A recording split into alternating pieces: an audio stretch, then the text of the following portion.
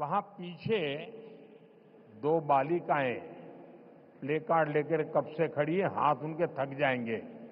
मैं सिक्योरिटी के लोगों से कहूंगा कि वो लेकर के, शायद मेरे लिए लेके आई है, वो लेकर के मुझे दे दीजिए और आपका जो कुछ भी मैसेज होगा मैं उसको बड़ी गंभीरता से लूंगा। அங்கே கூட்டத்திலே ஒரு சிறுவன் கையிலே ஒரு பதாகையை ஏந்தி கொண்டிருக்கின்றான். அந்த குழந்தையிடமிருந்து பாதுகாப்பு அமைப்பை சேர்ந்தவர்கள் அவர்கள் அந்த பதாகையை வாங்கி கொண்டு வாருங்கள்.